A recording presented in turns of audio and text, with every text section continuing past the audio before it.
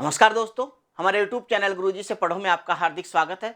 आज हम बात करने वाले हैं क्लास 10th के सामाजिक विज्ञान विषय का चैप्टर नंबर 14 आर्थिक अवधारणाएं एवं नियोजन। और माध्यमिक शिक्षा बोर्ड ने इस चैप्टर को जो अंक बाहर दिया है वो दिया है 3 अंक का, और इसमें से जो क्वेश्चन पूछे जाएंगे वो 2 क्वेश्चन पूछे जाएंगे। 1 अंक का 1 क्वेश्चन और 1 प्रश्न होगा 2 अंक का। तो आइए वीडियो शुरू करते हैं। इसके जितने भी इंपॉर्टेंट क्वेश्चंस हैं उनको देखते हैं। अब बात करते हैं सबसे पहले आर्थिक विकास की प्रक्रिया में। अब अपने पास जो ऑप्शन है वो है प्रति व्यक्ति आय नहीं बढ़ती है, अर्थव्यवस्थाओं की संरचना में प्रतिकूल परिवर्तन, और सी ऑप्शन है सामाजिक दृष्टिकोण में गिरावट आती है, और डी ऑप्शन है वास्तविक राष्ट्रीय आय बढ़ती है। ये 4 ऑप्शन है अपने पास। अब इसका आंसर देने से पहले अपन थोड़ा ये समझ लेते हैं आर्थिक विकास क्या है उसके बारे में। अब ये आर्थिक विकास की क्या जरूरत पड़ गई या कि क्या कॉन्सेप्ट है, इसको समझने से पहले मैं थोड़ा सा चैप्टर का ब्रीफ ले लेता हूं कि कहां से ये स्टार्ट है। और क्योंकि इसमें से कुछ तो अपने जो सिलेबस जारी किया है उसमें से हटा दिए गए पॉइंट्स, लेकिन उसके बारे में हल्का सा अपन डिस्कस करेंगे। सबसे पहले बात करते हैं अपन कि एक कोई भी राष्ट्र समझ लीजिए, उस राष्ट्र का विकास हो रहा है कि नहीं, या उसका विकास और कल्याण को मापे कैसे। तो कैसे मापने की जो बात आई तो उसमें सबसे पहले ये देखा गया कि राष्ट्रीय आय के द्वारा मापा जाए। क्योंकि अपन भी क्या करते हैं, जैसे मान लो कोई 2 परिवार हैं ए और बी, तो अपन उनकी इकोनॉमिक स्थिति देखते हैं, आर्थिक स्थिति देखते हैं, और फिर कहते हैं कौन सा संपन्न है और कौन सा नहीं है।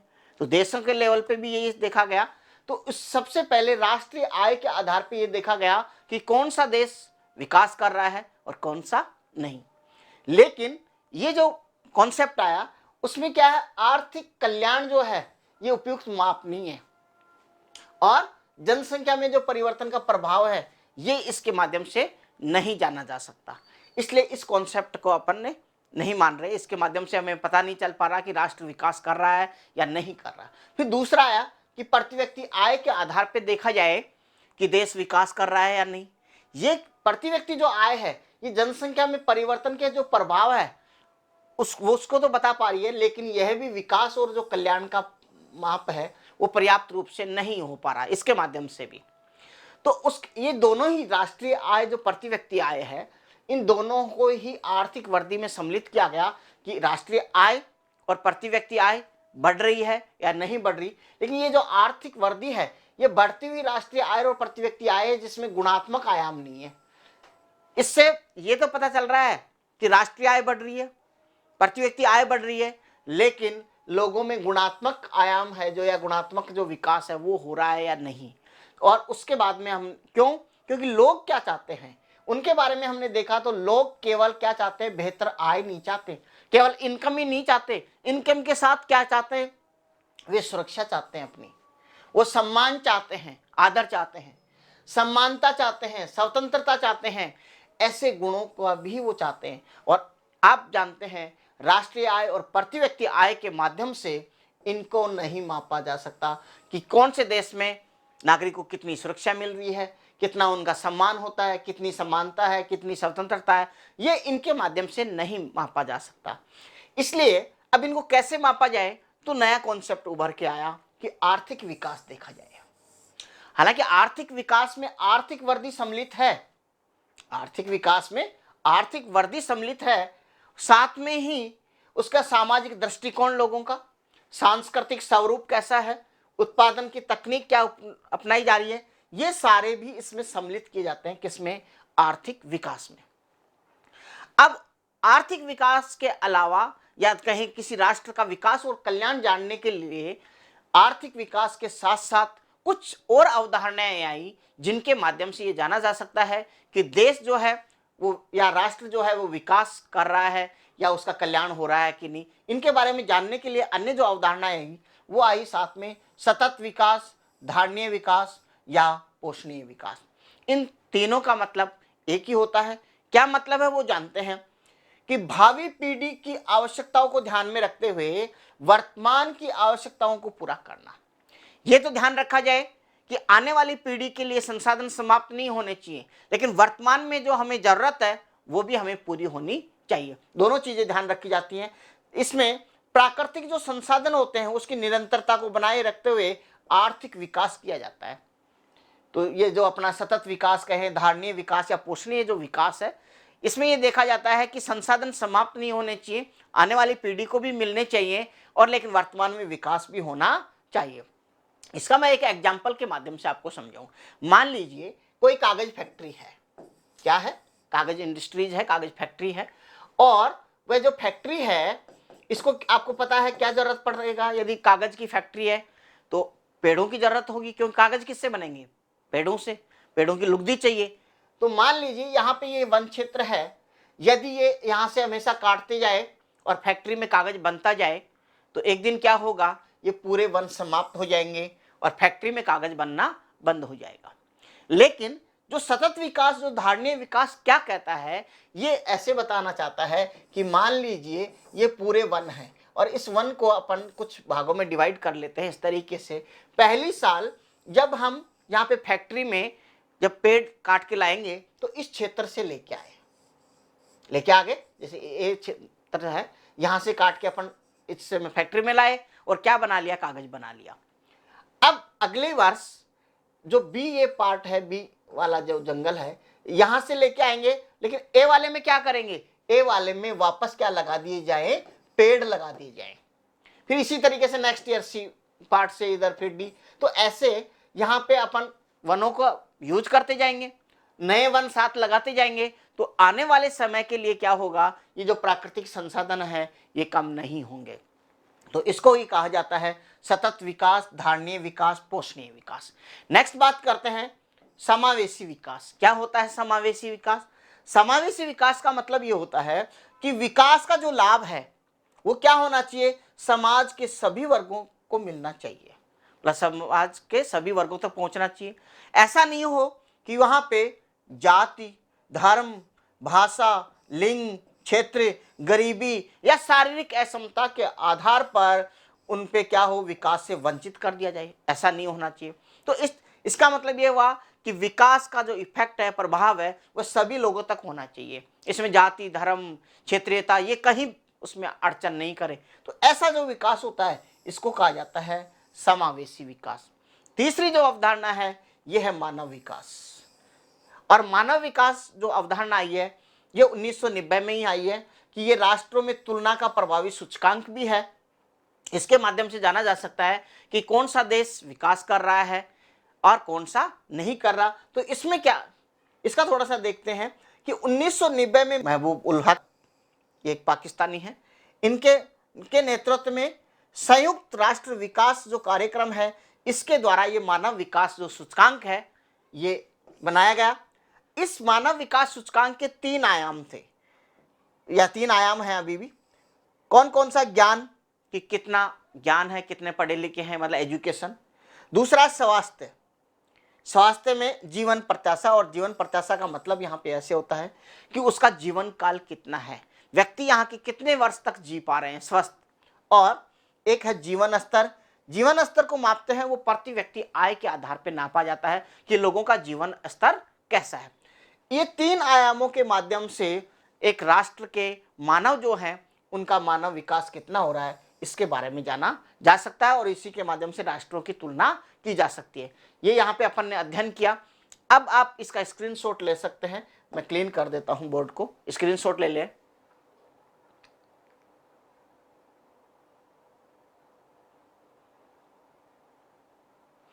अब आप समझ पाए होंगे। और यहाँ पे जो इंपॉर्टेंट क्वेश्चन है वो बनता है, एक तो मानव विकास के बारे में, इसके बारे में अच्छे से कि कौन कौन से इसके 3 आयाम हैं। दूसरा, इस मानव विकास के सूचकांक किसके नेतृत्व में बनाए गए, महबूब उल हक। और समावेशी विकास क्या होता है, सतत विकास क्या होता है, इनके बारे में भी जान लें, अच्छे से अध्ययन कर लें स्क्रीनशॉट के माध्यम से। अब नेक्स्ट क्वेश्चन की बात करते हैं वापस। तो पहला जो क्वेश्चन था उसका आंसर अब क्या होगा, अब देखते हैं कि आर्थिक विकास की प्रक्रिया में क्या होगा, प्रति व्यक्ति आय नहीं बढ़ती है।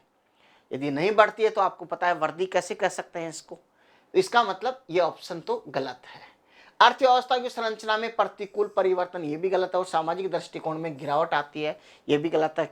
तो सही क्या है? सही ये है कि वास्तविक जो राष्ट्रीय आय है वो बढ़ती है।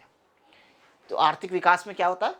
मतलब राष्ट्रीय आय भी बढ़ेगी, प्रति व्यक्ति आय भी बढ़ेगी, और यहाँ पे ये ध्यान रखना, ये जो अर्थव्यवस्था की संरचना में जो परिवर्तन होंगे ये प्रतिकूल नहीं होंगे, कैसे होंगे? उसके अनुकूल होंगे। यदि यहाँ पे अनुकूल होता तो आंसर में ये भी सही होता, लेकिन यहाँ पे क्या लिख रखा है? प्रतिकूल। और प्रतिकूल नहीं होता, क्या होता है? अनुकूल परिवर्तन हो से उसका। और सामाजिक दृष्टिकोण में भी गिरावट आती है, तब भी इसका मतलब विकास नहीं हो पा रहा। आगे बात करते हैं नेक्स्ट क्वेश्चन की।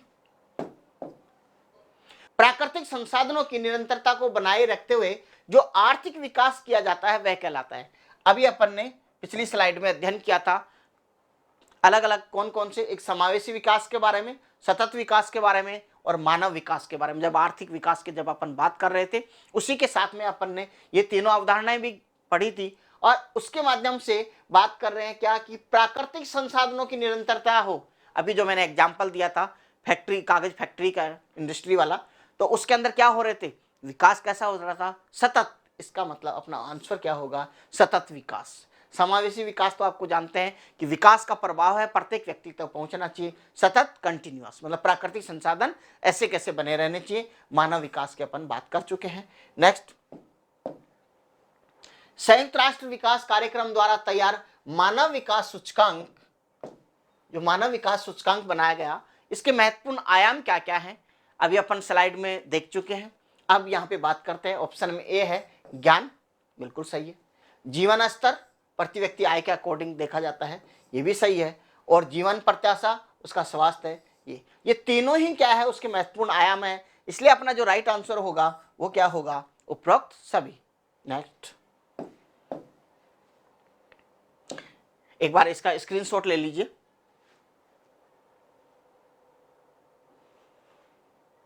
नेक्स्ट क्वेश्चन की बात करते हैं।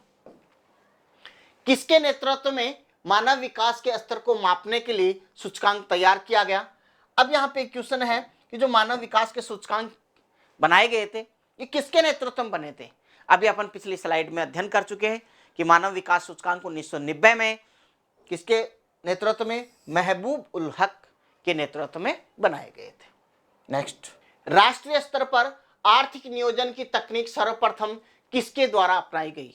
ऐसा कौन सा देश है जहां पे आर्थिक नियोजन जो तकनीक है ये अपनाई गई? और अपने यहाँ पे ऑप्शन में है भारत, अमेरिका, चीन और सोवियत संघ। जो सोवियत जो संघ है इसने 1928 में यह आर्थिक जो नियोजन की तकनीक अपनाई थी। नेक्स्ट बात करते हैं। ये सारे इंपॉर्टेंट क्वेश्चंस हैं, इसलिए आप बिल्कुल इनको अच्छे से अध्ययन करें। ज़्यादा क्वेश्चन नहीं है, पूरा चैप्टर करें, लगभग 17 क्वेश्चन में मैंने समेट दिया है, और इनको आप अच्छे से ध्यान रखें।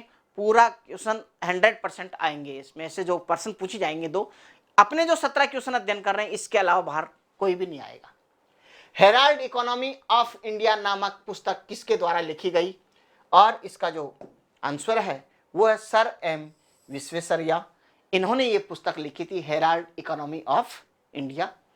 यहाँ पे ऑप्शन में अपने पास थे ए में जवाहरलाल नेहरू, महात्मा गांधी, अमर्त्य सेन। ये तीनों ही गलत आंसर है। राइट आंसर क्या है? Sir M Visvesvaraya. नेक्स्ट बात करते हैं नेक्स्ट क्वेश्चन की ओर। भारत में नियोजन का प्रमुख उद्देश्य है कि भारत में जो नियोजन किया जाता है, नियोजन का मतलब प्लानिंग, तो उसका उद्देश्य क्या है? तो उद्देश्य की यदि हम बात करें तो यहाँ पे अपने पास ऑप्शन में है आर्थिक विकास के लक्ष्य को प्राप्त करना। ये तो आर्थिक विकास है कि नहीं, इसका लक्ष्य को प्राप्त करने के लिए हमने योजनाएं बनाई, प्लानिंग की।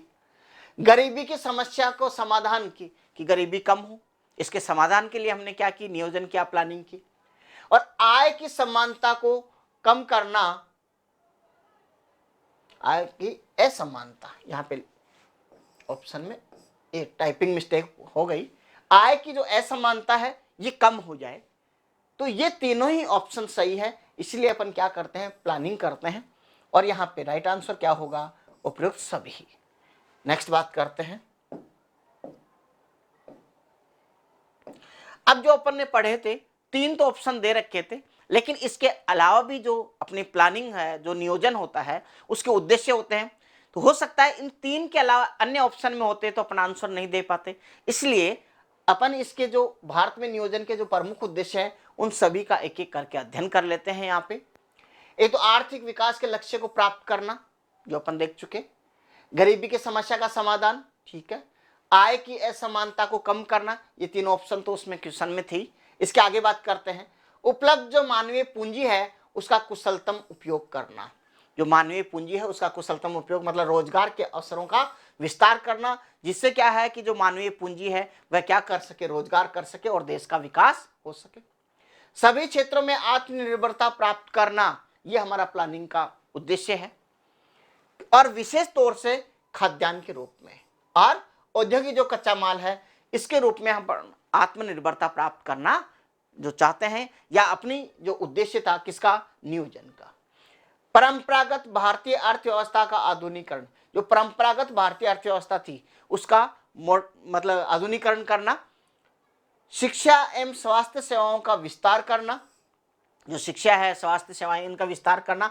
अधिकतम सामाजिक कल्याण की स्थिति को प्राप्त करना, कि मतलब ये शिक्षा और स्वास्थ्य जो सेवाएं हैं प्रत्येक व्यक्ति तक पहुंच पाए। आर्थिक स्थिरता प्राप्त करना, कि अपने जो देश है ये क्या हो जाए, आर्थिक रूप से स्थिरता आ जाए इसमें, क्योंकि आर्थिक स्थिरता के बिना आर्थिक विकास अर्थहीन हो जाता है। नेक्स्ट, ग्रामीण विकास, सामाजिक और सामुदायिक सेवाओं का विस्तार करना, ये भी हमारे भारत में नियोजन का जो उद्देश्य है वो है। ऊर्जा उत्पादन में वृद्धि करना, क्योंकि किसी भी देश के विकास के लिए क्या जरूरत है, ऊर्जा की जरूरत है, इसलिए ऊर्जा के उत्पादन में भी वृद्धि करना हमारा जो नियोजन है इसका उद्देश्य था। और क्षेत्रीय असमानताओं की समाप्ति करना, जो देश में क्षेत्रीय असमानताएं उनको समाप्त करना हमारे नियोजन का उद्देश्य है। अब ये सारे जितने भी अपन ने पॉइंट दिए हैं ये सारे नियोजन के उद्देश्य हैं। क्वेश्चन में मान लो इन तीन के अलावा आता तो अपन ये यदि पूरे याद हैं तब तो आप आंसर सही कर पाएंगे, यदि याद नहीं होते तो यदि आप तीन ही याद करते हैं तो आपको पता है ऑप्शन में ये होने पर आप गलती कर बैठेंगे। इसलिए ये सभी के बारे में आप अच्छे से अध्ययन करें। नेक्स्ट, भारत देश के प्रथम पंचवर्षीय योजना की अवधि, कि भारत देश में जो नियोजन किया गया या कहें जो प्रथम पंचवर्षीय योजनाएं बनाई गई तो उसमें उसकी अवधि क्या थी। यहाँ पे अपने पास में ऑप्शन है 1 अप्रैल 1948 से 31 मार्च 1953, 1 अप्रैल 1950 से 31 मार्च 1955, 1 अप्रैल 1951 से 1956 और 1 अप्रैल 1952 से 31 मार्च 1957। अपन इसको एक बार देख लेते हैं आगे नेक्स्ट स्लाइड, फिर उसके बाद में इसका जवाब देते हैं। यहाँ पे जितनी भी पंचवर्षीय योजनाएं बनाई गई है उनका मैंने पूरा एक चार्ट लिया है। हालांकि पूरा याद करने की जरूरत नहीं है, लेकिन इसमें क्या याद करना है आपको, कहाँ पे क्वेश्चन बनता है मैं आपको बताऊंगा, और आप वहीं पे अच्छे से ध्यान करें, उसको पढ़ें अच्छे से। आपको जितने क्वेश्चन बनेंगे सारे यहीं से सोल्व हो जाएंगे, मतलब सोल्व हो जाएंगे। अब देखते हैं, पहले बात करते हैं कि प्रथम जो पंचवर्षीय योजना है उसके बारे में। पहली पंचवर्षीय योजनाएं बनी और इसकी यहाँ पे अवधि दे रखी है। अवधि है 1 अप्रैल 1951 से 31 मार्च 1956। उस क्वेश्चन का आंसर अपना यहीं मिल जाता है। फिर दूसरी, तीसरी। अब यहाँ पे इंपॉर्टेंट क्या है, 3 योजनाएं बनने के बाद क्या हुआ, चौथी योजना है यहाँ पे नहीं बनी 1966 के बाद।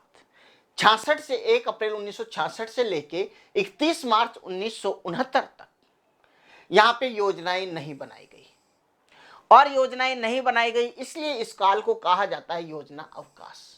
मैंने रेड मार्क से इसलिए यहाँ पे किया है क्योंकि यहाँ पे सीधा सा क्वेश्चन बनता है, योजना अवकाश का समय है तो कौन सा है, 1 अप्रैल 1966 से 31 मार्च 1969 तक, ये सीधा सा क्वेश्चन बनता है। क्या कारण है, आपको यह भी समझना चाहिए कि योजना में अवकाश क्यों आया है यहाँ पे। क्यों, क्योंकि भारत पाकिस्तान युद्ध, सूखा और मूल्यवृद्धि के कारण यहाँ पे भारत ने क्या किया, यहाँ पे योजनाएं मतलब जो नेक्स्ट योजना जो बनानी थी, तीसरी योजना समाप्ति के बाद चौथी पंचवर्षीय योजना, ये नहीं बना पाया। इस वजह से यहाँ पे योजना अवकाश। तो यहाँ पे 3 साल का समय है, 1 अप्रैल 1966 से 31 मार्च 1969 तक ये क्वेश्चन बनता है, इसको ध्यान रखें। इसलिए मैंने रेड मार्क से किया है। आप अच्छे से अपनी आंखों के द्वारा स्कैन करके इसको याद कर लिया करें, क्योंकि आंखों से देखा हुआ जो याद होता है वो बहुत सबसे फास्ट गति याद करने की यही तरीका होता है कि जिस तरीके से कैमरा काम करता है, ठीक आप जानते हैं, साइंस में पढ़ चुके हैं कि अपनी आंखें किस तरीके से काम करती है कैमरे की तरह, तो आप स्कैन कर लीजिए इनको। उसके बाद में चौथी पंचवर्षीय योजना कोई विशेष पर्सन नहीं बनता, पांचवी में बनता है। पांचवी पंचवर्षीय योजना में क्या क्वेश्चन बनता है वो देखते हैं। ये पांचवी जो पंचवर्षीय योजना है ये 1 अप्रैल 1974 से 31 मार्च 1979 तक बनाई गई, लेकिन राजनीतिक परिवर्तन, जो सत्ता परिवर्तन हुआ और सत्ता परिवर्तन में जनता की सरकार, मतलब जनता पार्टी जो है इसकी सरकार बनी। इन्होंने क्या किया, जो पिछली सरकार के द्वारा जो योजनाएं बनाई गई थी पंचवर्षीय, मतलब पांचवी पंचवर्षीय योजना, इसको 1 साल पहले क्या कर दिया, समाप्त कर दिया। इसका मतलब 1979 की जगह 1978 में इसको क्या कर दिया, बंद कर दिया और खुद एक नई योजना लेके आई। उस नई योजना का नाम रखा अनवरत योजना।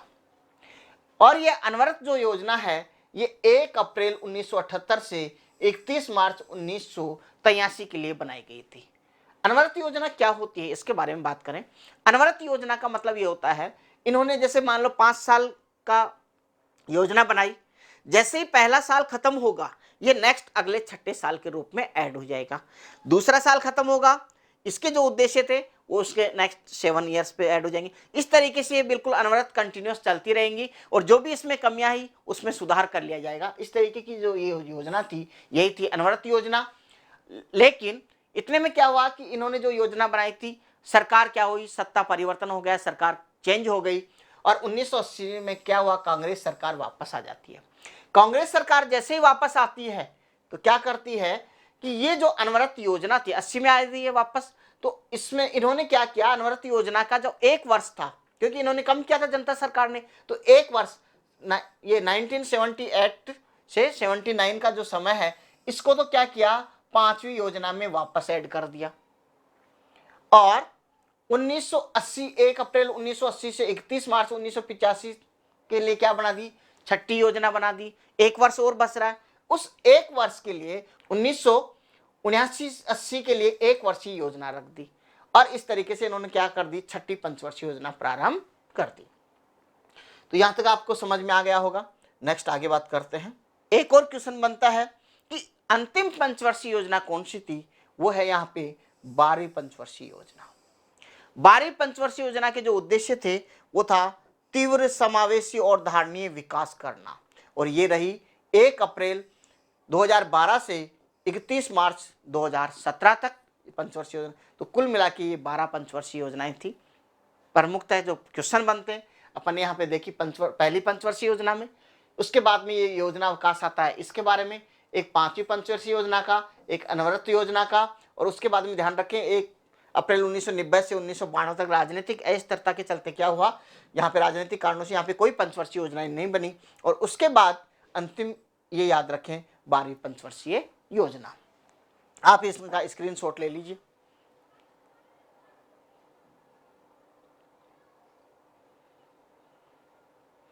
अब नेक्स्ट बात करते हैं,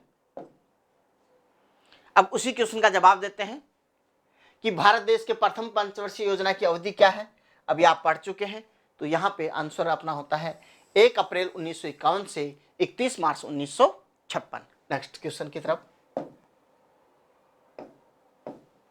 कौन सी पंचवर्षीय योजना को समय से 1 वर्ष पूर्व समाप्त कर दिया गया था। अभी अपन पढ़ चुके, कौन सी योजना पंचवर्षीय योजना थी। देखो याद रखें कौन सी योजना है, ये पंचवर्षीय योजना है, तो पंचवर्षीय से सीधा याद रखें 5वीं योजना। कि पंचवर्षीय योजना कौन सी पंचवर्षीय योजना, 5वीं पंचवर्षीय योजना। तो पंच से ही क्या हो जाएगा, यहाँ पे 5वीं याद रखें। और दूसरा 5 साल की थी, 1 साल इसमें कम कर दिया, मतलब 4 साल की ही रखी। तो इसका अपना आंसर क्या हो जाएगा, 5वीं जो पंचवर्षीय योजना है इसको समय से पहले ही 1 वर्ष जो पूर्व है उसको समाप्त कर दिया गया। कारण भी मैंने बताया था कि यहाँ पे सत्ता परिवर्तन होता है, जनता सरकार बनती है, वो इसको 1 वर्ष पहले ही समाप्त कर देती है। तो नेक्स्ट, भारत में योजना अवकाश की अवधि मानी जाती है। कौन सी योजना अवकाश, तो योजना अवकाश कौन सा रहा, उनके बारे में बात करें। इसके बारे में अभी पिछली स्लाइड में अपन अध्ययन कर चुके, मैंने बताया था कि कहाँ कहाँ पे क्वेश्चन बनते हैं। अब यहाँ पे उन ऑप्शन में जो है 1990 से 92, आपको पता है यहाँ पे भी कोई योजनाएं नहीं बन पाई थी। 1960 से 63 की योजना अवधि, यहाँ पे तो योजनाएं थी, ये तो ऑप्शन में है वैसे ही गलत है, यहाँ पे भी गलत है, ये भी गलत है। 1966 से 1969 की जो समय है इसको कहा जाता है योजना अवकाश। क्यों? यहाँ पे क्या हुआ था, योजनाएं 3 वर्ष तक योजनाएं नहीं बनाई गई थी। नेक्स्ट, भारत की अंतिम पंचवर्षीय योजना कौन सी थी? उसके बाद में कोई पंचवर्षीय योजनाएं नहीं बनाई गई, तो अंतिम कौन सी है? देखो यहाँ पे ऑप्शन में है चौथी पंचवर्षीय योजना, 9वीं और 10वीं और 12वीं। तो यहाँ पे 12वीं जो पंचवर्षीय योजना है ये अंतिम पंचवर्षीय योजना है। आप इस तरीके से याद रख सकते हैं कि पंचवर्षीय योजनाओं का क्या कर दिया, 12वां कर दिया। नेक्स्ट, नीति आयोग की स्थापना कब की गई? कारण यही था क्योंकि ये पंचवर्षीय योजनाएं बनाने का कार्य किसके पास था? योजना आयोग के पास। योजना आयोग को समाप्त कर दिया गया 1 जनवरी 2015 को, और 1 जनवरी 2015 को नया आयोग बना जिसका नाम रखा गया नीति आयोग। क्या रखा गया? नीति आयोग। जब नीति आयोग की स्थापना की गई, यही क्वेश्चन है, 1 जनवरी 2015 को इसकी स्थापना की गई। ऑप्शन को देख के भ्रमित न हो, 1 जनवरी 1950, 1 अप्रैल 1951 और 1 अप्रैल 2015, ये तीनों ही ऑप्शन गलत है। राइट आंसर क्या है? 1 जनवरी 2015। नेक्स्ट, भारत में वित्तीय वर्ष की समय अवधि क्या है? जहां तक है सब बच्चे जानते हैं, नहीं जानते हैं तो ध्यान रखें। अपने यहाँ पे जो वित्तीय वर्ष होता है वो 1 अप्रैल से प्रारंभ होता है और उसके बाद 31 मार्च को क्या हो जाता है, एंड हो जाता है। तो 1 अप्रैल से जो 31 मार्च आता है इसको वित्तीय वर्ष कहा जाता है। नेक्स्ट क्वेश्चन की बात करते हैं। सतत विकास, धारणीय विकास या पोषणीय विकास, ये तीनों ध्यान रखना एक ही पर्यायवाची शब्द हैं। से आप क्या समझते हैं? हालांकि इसको मैं जैसे सेकंड स्लाइड अपन लेके आए थे उसमें अपन अध्ययन कर चुके हैं, लेकिन यहाँ पे इसका आंसर क्या लिखना है ध्यान रखें। सतत, धारणीय या पोषणीय जो विकास है वो क्या है? भावी पीढ़ियों की आवश्यकताओं को संतुष्ट करने की क्षमता से समझौता किए बिना, कि मतलब उनकी जो आवश्यकताएं हैं वो समाप्त नहीं हो, वो पूरी कर पाए, बिना वर्तमान की आवश्यकताओं को पूरा करता है। सतत जो विकास है ये भावी पीढ़ी का ध्यान रखता है, क्या करता है? वर्तमान की आवश्यकताओं को पूरा करता है। और इस प्रकार के विकास में प्राकृतिक जो संसाधन है उनका किसी भी प्रकार की क्षति नहीं पहुंचाई जाती, बल्कि प्राकृतिक संसाधनों की निरंतरता को बनाते हुए क्या किया जाता है? आर्थिक विकास किया जाता है। इसमें अभी अपन ने एग्जाम्पल लिया था कागज फैक्ट्री का, बिल्कुल उसी का ध्यान रखें। नेक्स्ट, यदि आपको वो कागज फैक्ट्री का एग्जाम्पल याद है तो उसी के आधार पर भी रख सकते हैं कि सतत विकास क्या होता है, धारणीय विकास क्या होता है या पोषणीय विकास क्या होता है। नेक्स्ट क्वेश्चन, समावेशी विकास क्या होता है? समावेशी विकास का मतलब क्या है? कि समावेशी विकास का तात्पर्य है कि विकास का जो लाभ है ये समाज के सभी वर्गों तक पहुंचना चाहिए। कोई भी वर्ग ऐसा नहीं हो कि विकास वहां तक पहुंचे ही नहीं। इसमें लिंग, क्षेत्र, गरीबी, शारीरिक असमर्थता और इसके अलावा जाति, धर्म, किसी प्रकार से भेदभाव नहीं होना चाहिए और इस आधार पे किसी भी वर्ग को वंचित नहीं किया जा सकता। इसमें समाज के वंचित वर्गों को विकास की मुख्य धारा से जोड़ने पर बल दिया जाता है और इस प्रकार का जो विकास है उसे क्या कहा जाता है? समावेशी विकास। आप स्क्रीनशॉट ले सकते हैं। नेक्स्ट, अनवरत योजना से आप क्या समझते हैं? अनवरत योजना में एक चालू योजना को निश्चित समय अंतराल के बाद अद्यतन और संपादित किया जाता है।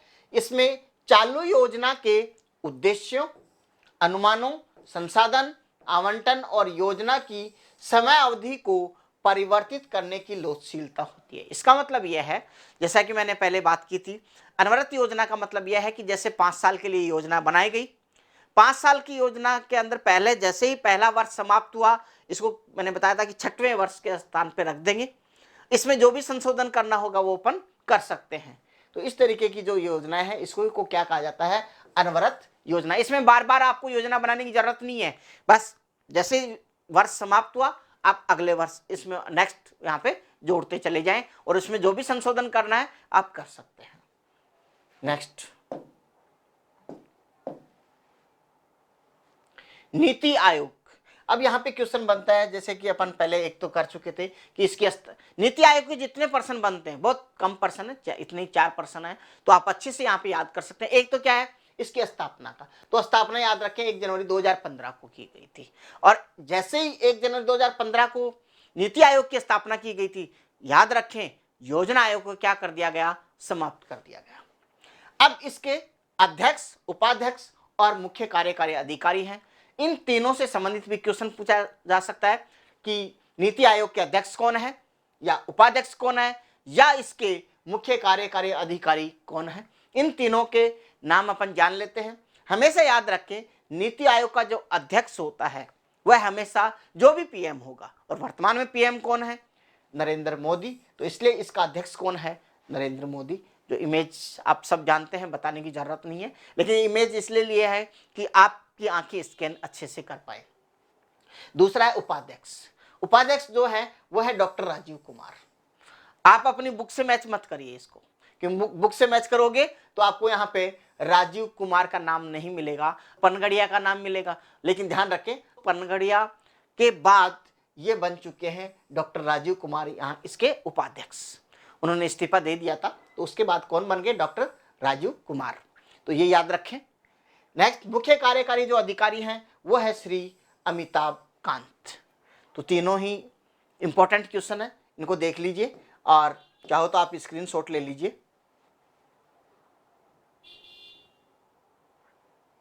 नेक्स्ट, बस ये लास्ट है। नीति आयोग का भी यही समझ लीजिए, इसके अलावा कोई प्रश्न नहीं पूछा जा सकता इसमें। नीति आयोग की स्थापना में 2 मूल केंद्र हैं, या इसके 2 केंद्र थे मूल, क्या थे, एक तो इसमें रखा गया टीम इंडिया हब और दूसरा रखा गया ज्ञान तथा नवाचार हब। ये 2 हब बनाए गए। इस टीम इंडिया हब का क्या काम है, सुनिए।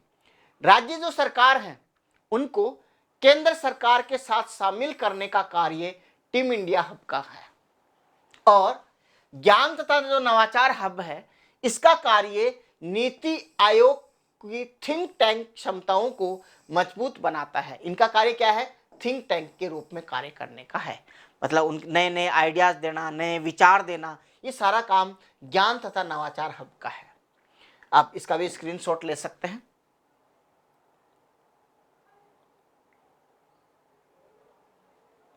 यदि आपको वीडियो अच्छा लगता है तो लाइक एंड शेयर करें, हमारे चैनल को सब्सक्राइब करें। Thanks for watching.